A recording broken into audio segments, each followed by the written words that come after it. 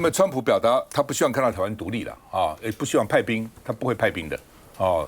美国离台湾9500英里，对不对？将近15000公里，然后大陆离台湾只有60公里、57公里，最窄的地方，是怎么办呢？哈，那卢秀燕说给赖总统3个建议，因为赖总统明天就职2周年了。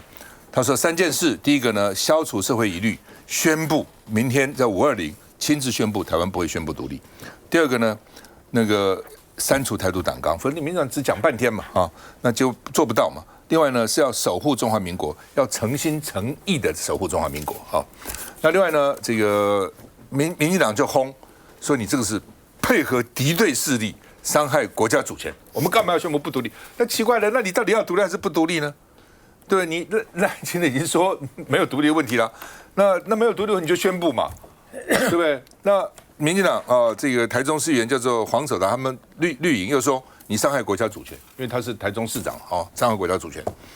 那洪秀柱批赖清德说不要再拿中华民国替台独借壳上市，就是民进党有时候碰到台独就是台湾共和国台独，然后呢有些场合也是中华民国。然后有时候说中华民国台湾在这边闪来闪去，你知道那这个陆委会的副主委沈友忠说，台独是政治语言，现阶段台湾没有独立的问题。好，现在几个问题，第一个，这陆委会副主委，台独是政治语言，那政治语言是什么？是骗人的咯，是骗这个独派的咯。那什么叫政治语言？政治语言是不要实施的吗？第二个，现阶段，那什么阶段有呢？什么阶段有那另外呢，这个吴思瑶反击国民党说把中国当外国，你就把陆委会裁撤掉。你既然老是说什么境外敌对势力互不隶属，那就把中国当外国了嘛。那这样外国你就大陆就放在外交部就好了，为什么还有个陆委会呢？吴思瑶就反击，所以你这叫做配合中国操作以美论美国我们怎么可以怀疑他？不能怀疑他的美国爸爸我们一定要相信他。然后呢，联合报是说川习会后有5个警讯，那么民进党长期亲美路线也受到挑战。第一个就是川普现在已经全面接受习近平的这个讲法然后第二个呢就是战略模糊走向战略清晰。第三个呢，川普在空军上暗示美国对台的6项保证好像已经过时了。本来川普前面的什么加入什么国际组织什么，他通通给你否决掉了。雷根那个时候6项保证对川普眼里算个什么？早就过时了是法律。我们看一下。为了台湾的安全我要建议赖总统3件事情。第一，尽快的消除国际社会的疑虑。明天520，赖总统应该亲自说明台湾不会宣布独立。第二，为了怕民进党说一套做一套，也因此呢，身兼党主席的赖总统应该要删除台独党纲。第三，守护中华民国要真心诚意。I have to speak to the person that right now is, you know who he is, that's running Taiwan. 美国总统川普的这句话，现在外交部努力实现中，用所有的管道来了解那么美方真实的一个想法。那么如果说他愿意跟我们的这个总统来对话，我想那是一个非常好的一个机会，也是一个少有的机会。但传来热线若成真，除了川普要谈的军购，我方想聊什么？最后怕川普资讯不对等，毕竟川普一句不支持台独，已让总统急澄清，只要捍卫中华民国现状，没有台独问题。因台湾一是主权独立国家，不许另外独立，且台湾不属于中华人民共和国的一部分。大陆和台湾同属一个中国，这是台海真正的现状。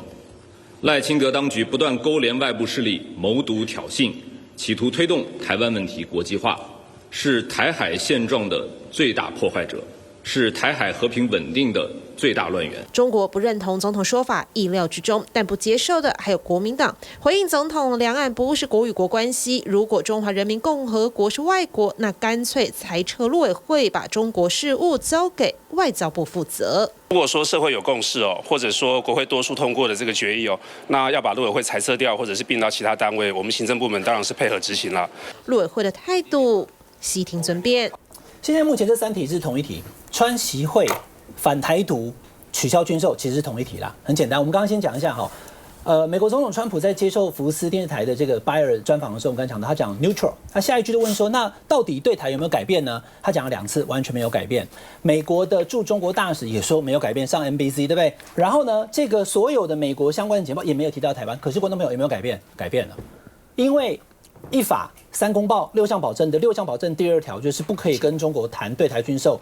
你不但出发前有讲，你去了还讲，讲完以后回来还在飞机上有谈，所以其实川普他是没有按照依循过往的。好，这是第一个我们要注意的。第二个，对台政策虽然口说没变，可是其实已经变了，而对台军售可能生变，现在就已经生变。因为你按照我们的军售先发 LOR 再发 LOA 的这个状况之下的时候，第2批的141它并不是空穴来风，是我们的国防部跟美国国务院谈过以后，就等美国总统批准。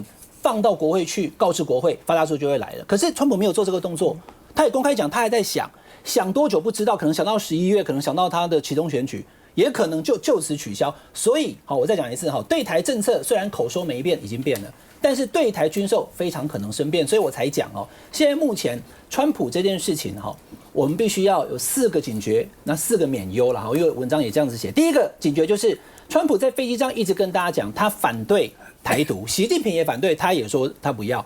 可是马上见到这一题，就是那到底川普他口说的台独是什么意思啦？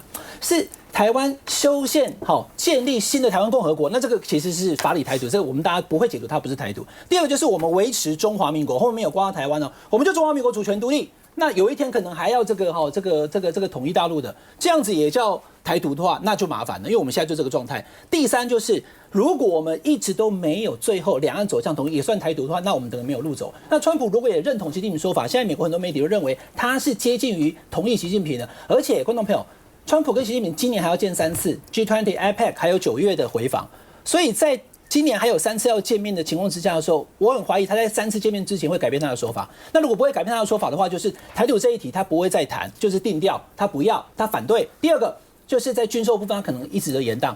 那在这种状况之下，对我们来讲会有很大影响，因为我们第2批的这个发数等不到了。那回过头来，当卢秀燕、蒋万安、侯友宜都跑出来讲，民进党应该要取消台独党纲的时候，这等于是等同总统大选的开战已经开始了。虽然还没有选县市长，那很简单观众朋友，因为这个没有那么多时间讲。1991年，民进党提出台独党纲，台独党纲就是要创立台湾共和国，这个没有什么疑虑，就是修宪建国，新的国家叫台湾共和国。后来1996年第一次选举，彭明敏这样题没有选赢，民进党修正的非常快。1999年的时候就提出了台湾前途决议文。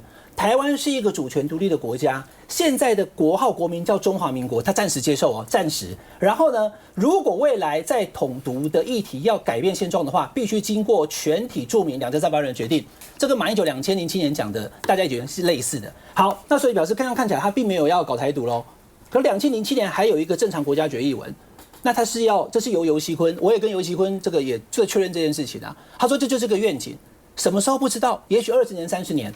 有一天，如果台湾民意过半想要修宪改国号，或者是把这个国民都给改掉的情况下，他是会推动的。可是此刻，对正常国家决议文2007对，但是问题是现在为什么2026年现在你要怎么看？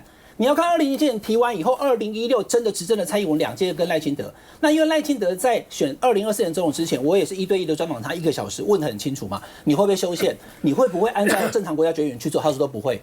他跟蔡英文只依循2个。就是台独党纲跟台湾前途决议文，并没有放弃要台独建国，所以比起国民党、民进党当然更台独，只是现在目前并没有在执行要去修宪、创立台湾共和国，这是事实。好，我这边稍微提一下因为呢，川普跟习近平见面的时候，习近平提了一个建设性战略稳定架构。本来这件事情呢，其实习近平提完了之后呢，川普接不接受我们不知道，但昨天白宫网站就是完整的接受了。那什么叫做建设性战略稳定架构？你要注意，习近平其实在稳定架构这件事情上面，当天就跟川普说，他说呢，两岸之间就是中美之间最危险的地方，其实就是台湾。如果处理得好就稳定，处理不好就不稳定。而美国的贸易代表 Greer 当时因为川普说要把军售台湾作为筹码这件事情，那么媒体就问他的贸易代表 Greer 说：“那请问一下，这个筹码能够换到什么？”你知道 Greer 回答什么吗？他说可以换到稳定，恰恰就是这一个建设性战略稳定架构的稳定。所以现在关键来了，为什么民进党急着要去修正台独的定义？然后讲说本来赖清德都说中华民国台湾是主权独立的国家，突然改口变成中华民国是主权独立的国家，我们高嘉瑜就立刻改口叫做中华民国是主权独立的国家。但是中华民国是主权独立的国家，那你接受宪法一中吗？我觉得这才是关键中的关键。对于国民党来说，上上下下没有人不接受中华民国宪法，但是民进党接受吗？接受那一个宪法一中吗？如果接受那个宪法一中，接受宪法一中符合宪法一中的这一个9·2共识吗？所以今天台独的定义是由民进党定义的，还是由北京定义的，还是由北京教育好的川普来定义？因为对川普来说，谁在改变现状？他在接受福斯新闻的时候的访问，他说有人在台湾推动独立，因为希望打一仗，这是川普嘴巴里头说的话。所以他如果认定这种做法叫做台独，而认为台湾在推动危险的话，那么今天紧抱美国大腿这件事情，是不是一个最大的错误？刚刚我还有问了哈，说什么叫台独了，什么叫定义了？因为这个一直有辩论嘛。哦，大陆方面有讲，我们这边有替他在讲了哈，就说这个台独定义什么？你问我，我觉得就是修宪，这个宣布成立台湾共和国，就这是台独。对，川普也这样讲哦。川普在飞机上有说，他说如果维持现在的状况，他认为大陆是可以接受，就目前这个状况。对，所以换句话说，很多人说目前这个状况就是台独。我说目前什么是台独呢？什么叫台独呢？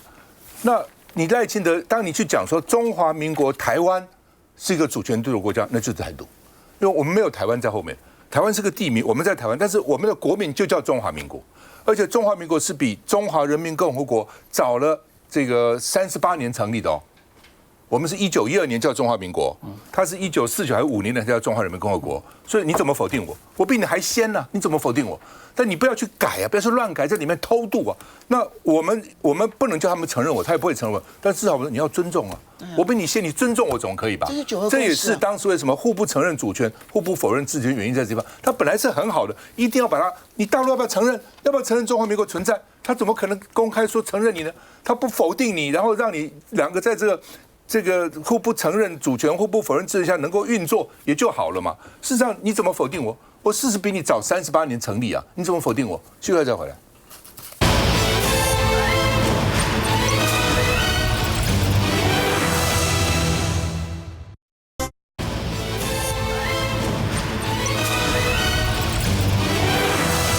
好吧，今天这个看到检察总长徐锡祥被立法院否决了以后呢，又让他出任检察总长，这实在是很丢脸的事情。就是说，那司改会就是说，代理于法无据啊，会损害检察的公信。检察官是代表国家行使权力的，对不对？所以他的公信力是很重要的。立法院就否决你了，你怎么还跑来代理呢？啊，然后呢，他怎么讲？他说我是奉命行事，维持最高检的非常上诉。这个奉命就更糟。哦，就说那你到底听谁的呢？到底听谁的？奉谁的命？哦，对你当然是奉赖清德的命嘛，总统的命嘛。那你今天立法院就怀疑，甚至包括检察官很多怀疑你这个政治跟这个检察混在一起了。哦，检察官希望能够排除政治，虽然我们知道不容易了，但基本上希望你排除嘛。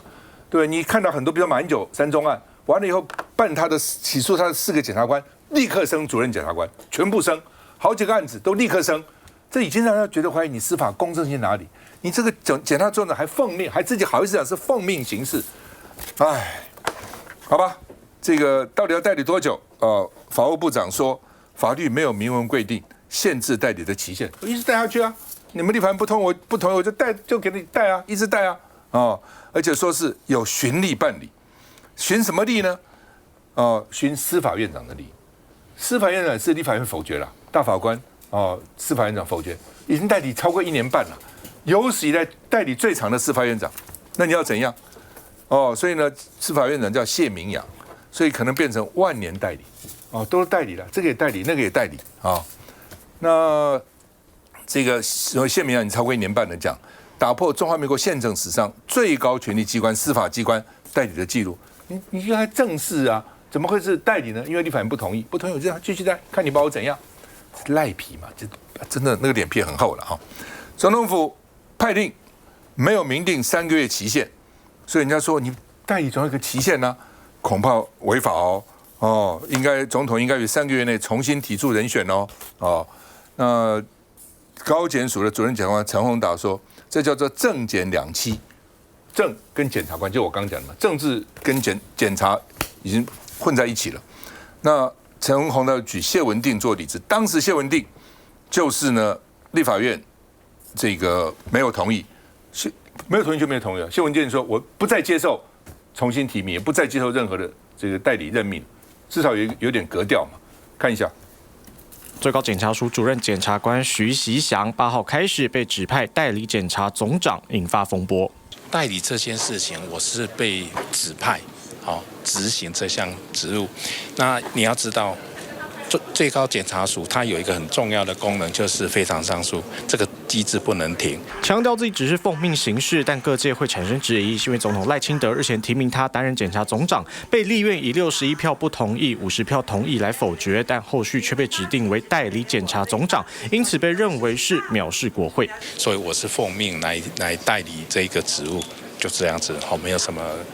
大概就是这样了，我能够说的大概就是这样。民间司改会也发声，认为指定被否决者代理检察总长，等同变相架空人事同意权，将代理制度作为政治对抗的工具，将损害检察公信。总统指定代理缺乏法律依据，存有高度适法性的疑虑，制度上有检讨的必要。指定刚被国会否决的人代理检察总长，也欠缺民主正当性，恐创下宪政的恶例。呼吁赖总统收回成命，并建请相关机关推动修法。打击犯罪，舍我其谁？法务部长郑明谦则表示，检察总长人选没有获得立院同意，确实可惜。但目前代理检察总长的人选是以最高检察署主任检察官的身份依法代理职务。只是虽然强调是正当程序，但这桩人事案也难免引发联想。我先补充一下，刚讲到那个态度，因为川普已经很明确的说他不支持，而且他直接讲9500里这么远，请不要期待美国要来做什么，美国也不要来协防。所以当然所有人都非常紧张，国际社会也很紧张。我们的蒋万安、侯友宜、卢秀燕市长会纷纷跳出来说，请赖清德明天520上任2周年可以安民心，说不台独或者是取消这个，我把它印出来了。就是民进党的纲领嘛，里面就有提到了嘛，就是在他党纲里。但我用很白话文的例子来跟各位说，为什么这件事情重要？因为刚刚有很多人在说啊，我们这样子就已经主权独立，我们这样子很好啊，那你就把它取消啊，你就把它删除嘛。这就很像我们身边很多朋友，或是你自己亲身的例子。有时候你遇到一个人，政治感情骗子，他就会跟你说我很爱你，我跟你山盟海誓。你简单的告诉他说，那个社群有一个单身中，你可不可以把它改成稳定交往？还是我们去登记？他这个时候又说，就像大家讲的，这个文件太久啦，他就会说这个我不知道怎么改，这个已经是很久以前的事情了。我们这样不是很好吗？你觉得我们这样子的关系跟有没有去登记，或是我没有更改有差吗？所以我只要说赖清德就是一个政治感情骗子，他在选举的时候都不忌讳自己是台独金童，也会说自己是台独的务实工作者，可是遇到川普就突然通篇又变中华民国，对什么有利他就说什么话，有时候说中华民国的宪法就是灾难。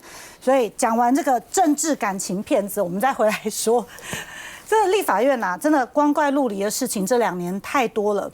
从行政院选择法案要不要附属，喜欢的他就做，不喜欢的军人加薪到现在骂了2年还是不做。好，从法案现在衍生到人事了，其实这个人一直都很争议嘛，因为他的评价就不好。他从检调到国安的时候，也有很多人说话，他就在政务、检调、国安这样子做云霄飞车。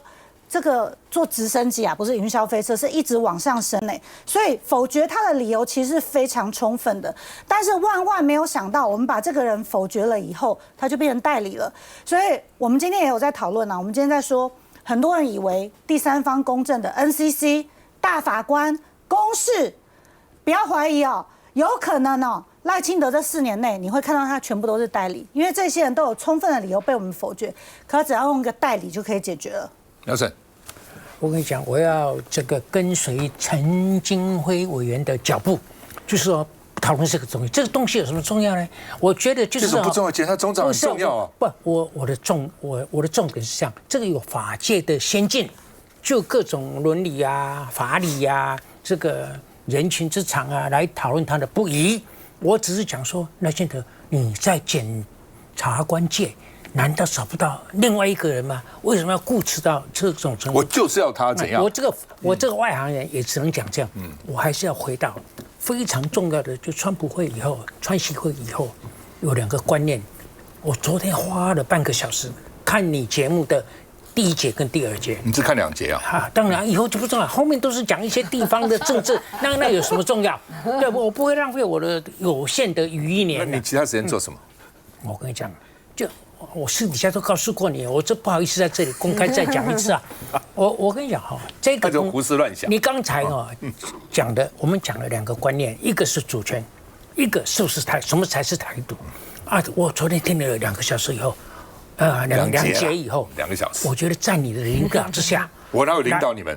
你们爱讲什么就讲什么，不是就是这样糟糕。我跟你讲，而且你还加上去。我跟你讲，昨天来的就是赖士葆啊、林佩祥啊、这个张启凯啊，还有看哦，还有对，就有看啊，越讲越乱，越讲越模糊，而且你是第3度在节目里头第3度以上发言，你们都是在讲老调嘛，就是讲拿一些文献啊，拿一些历史事实啊来符合自己的讲法，有讲得清楚吗？比如说我问民进党的代表好了。为什么民进党的决议文可以定义我们国家有没有主权？这个也很奇怪啊，对不对？而且国家主权不是那么难啊，全世界任何国家成立啊，没有一个被否决主权的。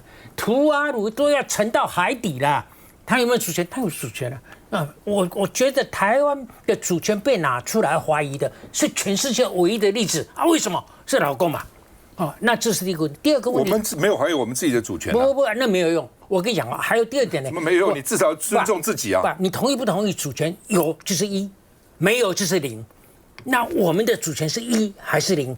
还是1乘12个国家加0乘200个多个国家，然后除总数，这样就变成0.0几啊？是这样吗？我跟你讲，我粗浅的外行人的看法，就是在那12个同意我们国家的这个跟我们有邦交的是1，那其他国家是没有。但是呢，那其他国家是没有的，其实心里头觉得我们很委屈了，所以尽量在其他场合补足我们。但是你们的讲法越讲越糊涂，越讲越乱尤其你进去帮了以后更乱那乱在哪里？我跟你讲，我马上要讲了，所以我想了，整夜不能成眠因为如果你就直接去睡不着你直接去处理主权，我刚才讲过，主权可大可小，可有可无啊。太简单了，每个人国家都有，只有我们没有啊，太奇怪了那到底是不是独立？我们现在是不是独立？你今天好像陆委会倒向你这边他说中华民国113岁的中华民国是有主权的，那讲法跟你一样了。原先我是认为你的是把法统派把辛亥革命以后成立的这个中华民国搬到台湾来了，这个其实也可以有批判的空间。那赖清德就真的是这个找中华民国当借壳上市了，借壳上市，这2个其实都有语病的，都有毛病，都有瑕疵的，而且你们这一派就说我讲中华民国就没事了，我怎么会没有事呢？老共的统一大业，你中华民国就是他的头号敌人。所以呢，他的头号敌人跟次号敌人，如果是原先的，就是中华民国派；如果是后来冒芽生出来的，就是新生的在台湾的治权机构宣称他有主权。所以这个都没有办法。那今天再加各位今天我本来以为今天的来宾呢会有更高明的意见，再加上暐瀚的讲法、凤新的讲法，还有你在一场的讲法，我还是糊涂啊！我跟你讲我一个简单的办法，我就问大家一个问题，也问在座：台湾是不是中国的？台湾是不是中国的？我把你名字排在这里只有我没办法替你回答。我说画了一个问号，其他都很简单。我跟你讲，你今天如果主张台湾是一个主权独立的国家，而且台独已经满意了，我不会再乱七八糟做 spoiler， 让你麻烦。像赖清德一天之间可以讲2套话，有一套是讲给老公听的，让他生气，然后要安慰老百姓，然后就是觉得这个不妥，这个会触怒，会过头，马上就讲另外一套给老美讲说，没事，我已经满意了，这样就够了。这个有中心思想吗？这个有核心价值吗？我回答你，赵浩康，台湾是中华民国的，这不简单吗？当然中华民国嘛，中华民国包含台澎金马，不是很清楚吗？你这个就是你故意那你要怎么讲？你这个是 chicken out， 你这个我什么 chicken out？ 不是，我跟你讲这里我告诉你，如果是主张是主权独立的国家，然后主张说我们有主权啊，主张是有独立的，都一定要讲台湾不是中国的一部分。那其他讲台湾是独立的中国的一部分的，除了那个包括联合国大会也好了，习近平更不用讲了，郑丽文更不用讲了。他们如果讲台湾，在这种情况之下，台湾如果是中国的一部分，然后你讲你又有主权，然后你又是独立国家，矛盾死了，这个非常非常的矛盾。台湾是个地理名词啊！我跟你讲，所以你说台湾是中华民国的，这个没有解决问题啊。我跟你讲，这对习近平来讲，这个家伙难怪最近我跟你讲，最近老共那边骂你很多，那他们也骂我。以前骂我是分开的，现在把骂你跟骂我都又结合在一起了。你那么在乎他骂你干什么？我从来不在乎。我跟你讲你这个就有失学者或者是专家的身份。他骂就骂你这样，你管得他骂吗？台湾是中华民国的，有解决问题吗？习近平不是问你这个啊？那问你们，那你要怎样？台湾是中华人民共和国就解决问题了吗？我跟你讲，台湾是谁的？谁的？以现在台湾的主流民意，台湾不是中国的习近平不满意。好，现在我们2个问题了，就是说台湾的主流民意认为它不是，习近平认为说非是不可，你不讲是，我把你打死。好，那这个问题，这2个一定要有妥协的空间嘛？那谁来妥协谁？习近平、习大大、习总书记，你要努力，你要花精神，好好的说服台湾人民，让他们不管快或者慢，就是有一天他也觉得说，台湾是中国的一部分，那就水到渠成，天下圆满。你那种讲法，我该在这里告全国人民，告全世界人民是不通的。什么台湾是中华民国？那台湾是谁的？我跟你讲，台湾现在是谁的？现在谁的？现在你说以后嘛？现在谁的？人民的。什么人民的？你讲的屁话吗？为什么是人民？什么人民的？那你美国叫人民的？什么人民的？因为在习近平，我跟你讲，现在很多问题会成为问题，是因为习近平嘛。那所以习近平讲的算了，对不对？那习近平的心目中，在台湾这个境内，任何统治机关如果声称他有主权的话，他都不承认的。他都不承认宪法，你说不承认？我跟你讲，宪法是违宪法，宪法是他承不承认是他的事情嘛？他承不承认？他否决你，我今天否决你就不在了吗？这个有解决问题吗？这个完全没有解决问题。你也没有解决问题，你解决什么问题？有。你解决什么问题？台湾要变成他的才叫解决问题。你开个2个小时的专访，我解决给你看。乱扯一通，我完全不同意你了。你解决什么问题？你说以后习近平对台湾好，以后台湾也许会跟他统一或怎样？不是这样。这段阶段怎么样？你说台湾是人民的，那我说台湾是中华民国人民，中华民国国民的，可不可以？什么叫人民？现在再回来，那是你自己。